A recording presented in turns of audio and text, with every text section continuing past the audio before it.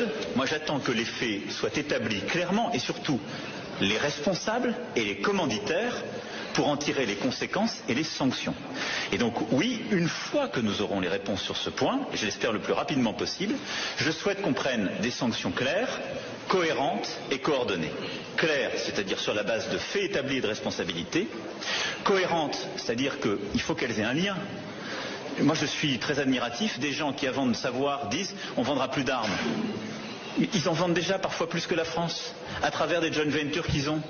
Et quel est le rapport entre la vente d'armes et l'assassinat de M. Khashoggi? Je comprends le lien avec le Yémen, mais il n'y en a aucun avec M. Khashoggi. Si on veut prendre des sanctions, il faut prendre des sanctions dans tous les domaines. Il faut dans ces cas-là arrêter de vendre des véhicules, il faut arrêter de vendre telle ou telle chose, il faut prendre des sanctions individuelles contre ceux qui l'ont fait.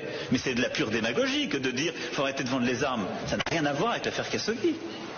Ce qui a à voir avec les ventes d'armes, c'est la situation du Yémen. C'est là où il faut avoir un suivi très étroit. Mais il ne faut pas tout confondre dans les débats que nous avons aujourd'hui.